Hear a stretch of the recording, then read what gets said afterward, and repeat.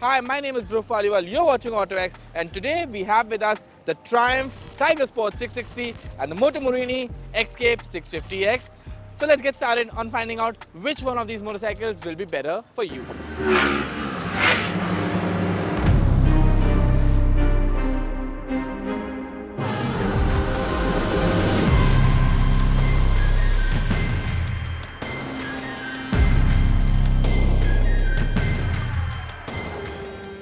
In terms of design, the Triumph, it looks like a very sophisticated English person, like someone who's wearing a really nice Oxford suit with a proper tie. It's very buttoned up. It's got a neat hairstyle. All in all, it's a very sophisticated look. There's nothing which seems out of place on the Triumph. Now, as far as visual mass is concerned, there is no beating the Moto Morini. It looks like a jacked up, ripped up boxer who's probably hitting the gym 3 times a day and wearing a shirt that's 2 sizes smaller, because you can see every cut and crease that is out there on the body. It's tall, it's huge. The Moto Morini, wherever you go, will probably capture more attention. But when it comes to the details, I think when it comes to the overall sophistication, it's the Triumph that will take home the win. Me personally, I like the Moto Morini better. What about you? Well, you know where to tell us down below in the comments box. Now, another important area that might help you decide between these two motorcycles is features. On that front, let's see what these two motorcycles have to offer. Let's start with the instrument cluster on both the motorcycles. On the Triumph, well, you get a digital unit, very beautifully designed, but the amount of information that you have over here is very limited. You only have your tachometer, your fuel gauge, your speed, your gear position indicator, your trip, and a small screen here that basically gives you access to all the menus that are there.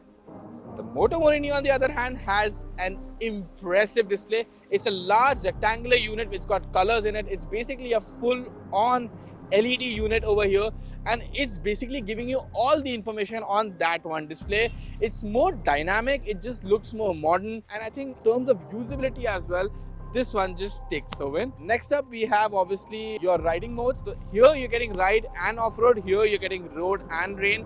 And that makes sense because the Triumph is a more powerful motorcycle. It's obviously going to require more intervention when things are tricky, when it's wet weather all around. The Moto Morini, on the other hand, does not make that much power. It's not as powerful as the Triumph. So it can do with just a single mode. But then you obviously get an additional off-road mode which tunes the bike up for off-road riding. Then you have buttons on both handlebars, both the left handlebars, to operate the screen. Now on the Triumph, you have these 4 arrow buttons along with a mode button and a set button. On the Moto Morini, you just have a button that goes back and front, and you have a button that's called set and back, and that's pretty much it. Both these sets of buttons allow you to operate the different menus, but I think because of the larger screen, it's easier to just operate the menus on the Moto Morini. On the Triumph, it takes some getting used to, but after a bit of practice, you do get there, and it's pretty much the same amount of stuff. The Moto Morini is also giving you a USB socket right next to the screen, so you can easily plug in your phone, put it on charge. You can even use it for navigation by mounting it onto the handlebar.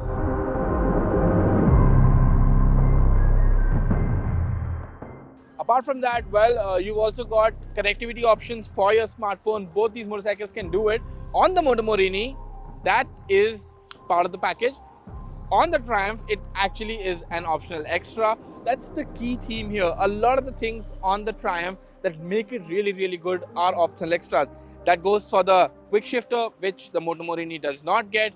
Apart from that, the frame sliders, which this motorcycle is equipped with, you do not get them as standard. These are again an optional attachment. Apart from that, the belly pan as well, that's an optional extra. So the theme of this entire comparison here is that most of the features, the ones that are really, really nice, really, really work, are optional extras on the Triumph, which will end up increasing its cost as well. The Moto Morini, well, it does not get stuff like a quick shifter, but apart from that, it does get a lot of stuff that is standard from the factory, and there are a lot many more accessories as well that you can spec it up with.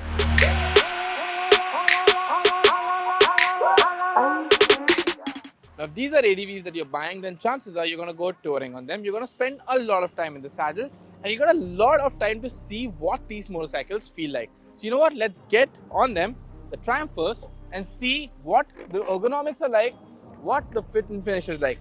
Now starting with the ergonomics over here, I think the Triumph has a wide enough seat. Best part here, I think, on this motorcycle is this tank grip area where you can lock in your knee. So when you're going left or right on the motorcycle, you just stay in position. You do not move around a lot.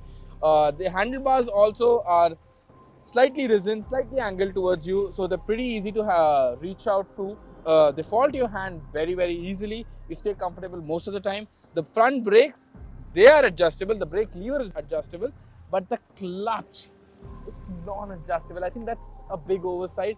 And the fact that the clutch is a bit hard, even though you've got slip and assist feature, it feels a tad bit hard, and over longer riding, you do end up feeling some pain in your palm. Apart from that, I think this windscreen here is a highlight of this motorcycle. It does quite well to take care of the buffeting, but the best part about it is that you just need to pull on this handle over here, and that allows you to adjust the windscreen. And this can be done while you're on the move, and that's a big thing, because if there's someone in front of you, if you're in a place where there's some dirt flying or whatever, if you're in dusty condition, you want some bit of protection, but your windscreen is at its lowest setting, then you can just easily, while riding without stopping, pull it up. Now apart from that, foot position, I think, on the Triumph is pretty sporty. As you can see, the pegs are rear set. So I think overall this is a pretty good package when it comes to touring. And on terms of build quality, I think it's just pretty much all Triumph out here, because Triumph motorcycles are known for their fit and finish levels, the paint quality, the plastic quality. It just feels really good, really top notch. The buttons have a really assuring feedback to them, and nothing feels like it's been skimped over here. Everything feels like it's been made with the most expensive, most premium of materials, and that feels really nice on this motorcycle. You know what? Now let's just hop over to the Moto Morini and see what that feels like.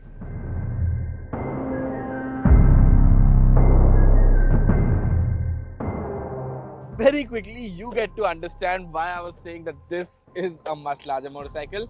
In fact, I didn't even talk about the feet reaching the ground on that motorcycle, despite that technically being an ADV, because you have no such problems. I am 5'8" and I can very easily just play around on that motorcycle, put my foot down whenever I need to, and that's a very reassuring feeling. But on the Moto Morini, I'm just standing straight right now, and as you can see, I am on my toes, and that can get be a bit of a problem if you're not an experienced rider.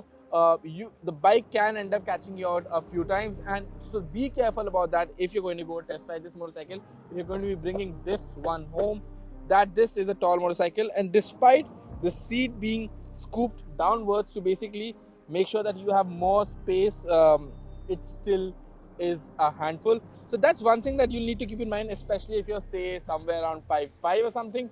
Then this motorcycle could be a bit of a problem for you. But once you sit down in it, I think the seat of the Moto Morini, despite being of similar width as the Triumph out there, feels more comfortable. I think the Triumph feels just a tad bit stiffer. On this motorcycle, this structure here, the tank is very sculpted, so you have this area, and what that means is that you cannot easily lock your knees onto the tank. So when you're actually sitting down and riding this, it's not the most comfortable experience. When you're swinging from side to side, you do not have the most assured of anchor points. But when you're standing up, it's been made in such a way that your legs, they just lock in. You have a very reassuring feeling that you're not going to be moving around anywhere when you're moving on top of the motorcycle.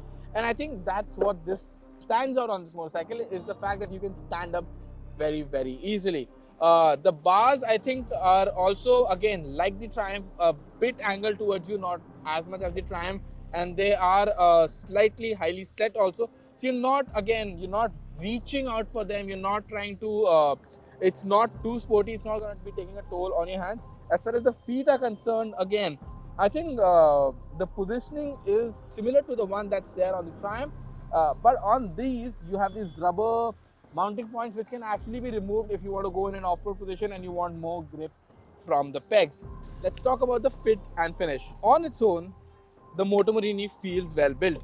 The quality of plastics is okay, not top notch, but it's definitely, you do not have anything to complain about in one go. The switches, again, I think they have a good feedback to them. Most of them feel very assured, do not really have any rickety switches over here. And I think that's it. It's not Triumph quality, it's not the same levels of refinement that you expect from the Triumph and is present on the Triumph, but it's not like it's leaving you behind, or it's not like it's something that will make you not buy the motorcycle. It's just something that you will have to get used to. And if you can do that, well, then it's a good motorcycle to begin with.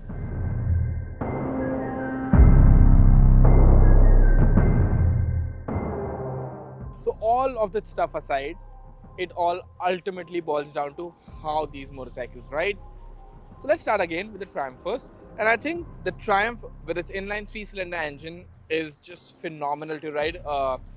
The acceleration is brisk. There's a lot of punch in the mid-range. The low end of the motorcycle also allows you to just move forward without any extra effort. There's so much of torque on offer, and it's a very grunty motor. It feels like it should be refined, but it actually is not very refined, being a 3-cylinder and all.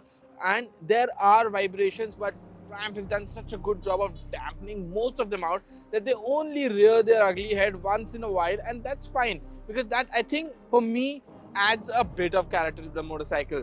As far as the handling goes, yes, it's obviously not as sporty as the Trident for that matter, or the Street Triple and everything, but this one, quick direction changes, takes care of them very, very easily.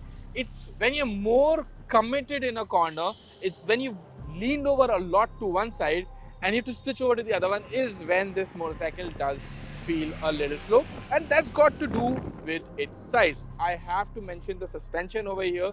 The suspension kind of feels like the weakling, and I'll tell you why.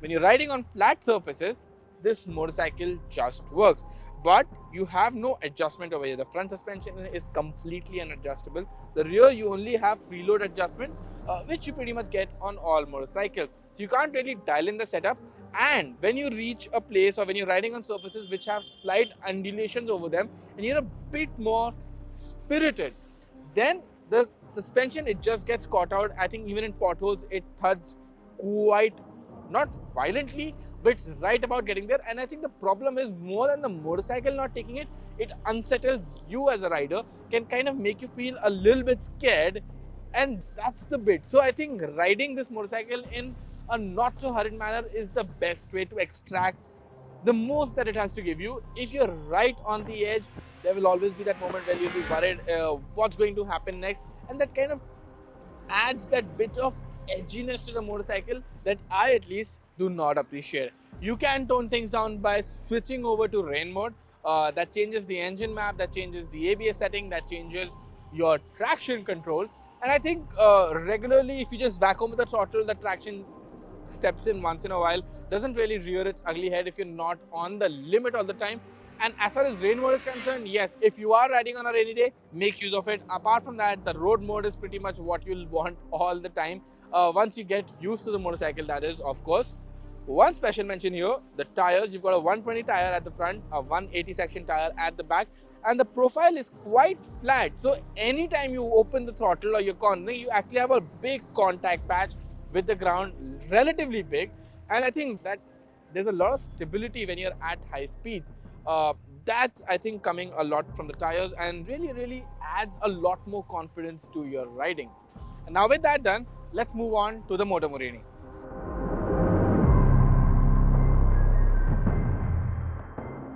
The Moto Morini also uses a 650cc engine like the Triumph, but this is a parallel twin. And overall, in terms of refinement, I think the motor on the Triumph is leaps and bounds ahead of this one. But that doesn't mean that this cannot hold its own. Yes, there are vibrations here and there, but they're not enough to really trouble you. In terms of power delivery, this is a lot more top heavy. The Triumph is a lot more mid-range heavy. In this, you really have to ring open your throttle to get the most out of the engine.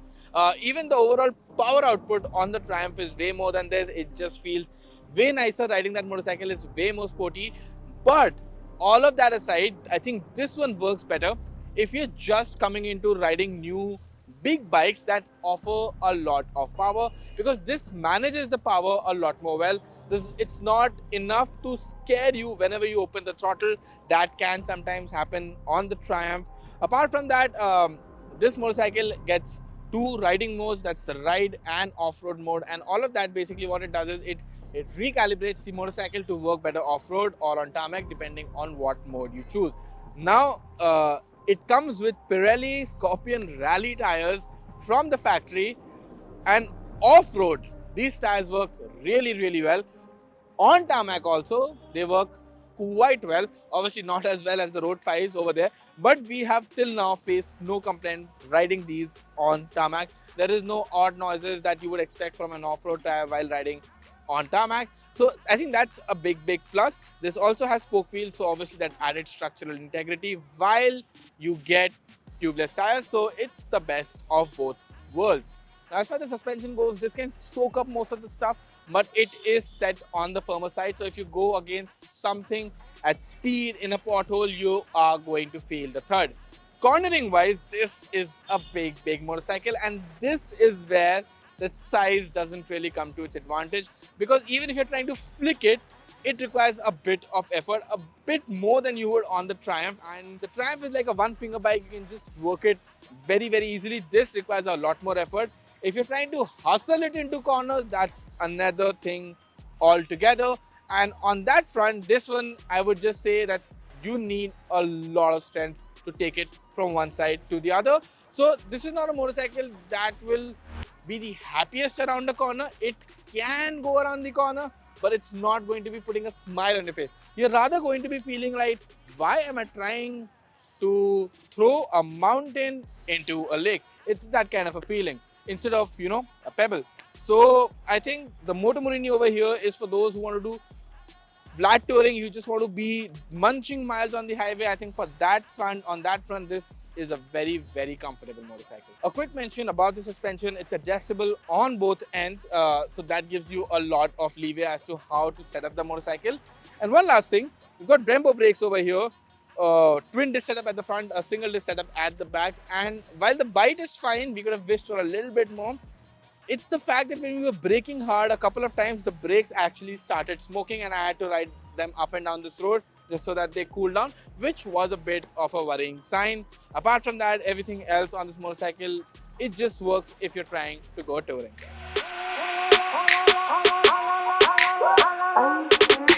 Alright, so it's now that time of the video where I have to sum things up, tell you which one to buy, and let's start with the Moto Morini first this time. It's a newcomer. Moto Morini is a newcomer to India, so there are going to be challenges associated with that. The service network for starters, and well, not many people will have heard of the name.